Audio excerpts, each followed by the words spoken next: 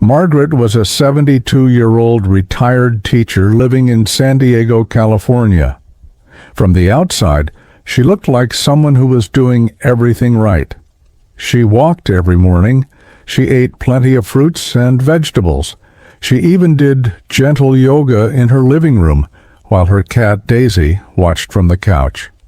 Margaret lived alone after her husband passed away 5 years ago.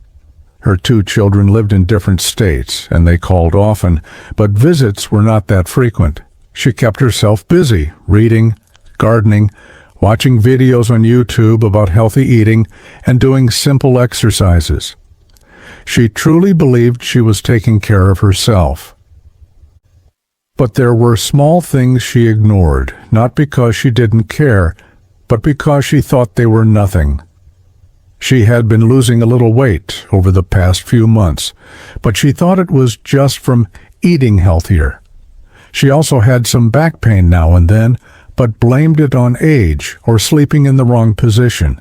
Sometimes she felt tired during the day, but again, she told herself it was normal. After all, she was in her 70s. Margaret didn't like going to the doctor unless something felt serious. She hadn't had a full checkup in nearly 3 years. She said to herself, "Why go when I feel fine most of the time?" She took vitamins, avoided junk food, and never smoked. She thought that was enough.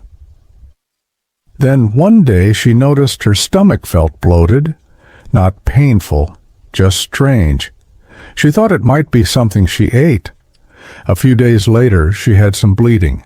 That scared her, and she finally went to see her doctor. Nay, after a few tests, the diagnosis came: stage 4 ovarian cancer. It had already spread. Her children flew in immediately. There were long talks with doctors, long nights in the hospital. Margaret tried to stay strong. She was shocked. "But I eat so healthy," she said. "I take care of myself." The truth is, yes, she did many things right, but cancer can be quiet. It can grow slowly, without causing pain at first, and without regular checkups, it can go unnoticed until it's too late. Margaret passed away a few weeks later. Her family was heartbroken, and they told me this story, asking that I share it with others, not to scare anyone, but to help. Because Margaret's story is not rare, it happens more often than we think. Now let's talk about what we can learn from Margaret's story, because while her passing was painful, her experience can help you stay safer and healthier. But first, if you are enjoying the video, I believe you will like other videos from me as well. For that, I suggest you subscribe to the channel and click the bell so you never miss another life lesson or health video. Let's continue. The first and most important lesson is never skip regular checkups. Even if you feel fine, even if you eat well and stay active, your body can have changes you don't notice. Some conditions, like certain cancers, don't cause strong symptoms until they are already advanced. A simple yearly visit to your doctor, including blood tests and basic screenings, can catch things early when they're much easier to treat. Second, don't ignore small changes in your body. If you feel more tired than usual, if you're losing weight without trying, if you have unusual pain or bloating, or any bleeding that doesn't seem normal, please don't just brush it off. Aging does bring changes, yes, but not every change is harmless. Trust your instincts, and if something feels off, talk to your doctor. It's better to check and be safe. Next, stay aware of the difference between good habits and complete health care.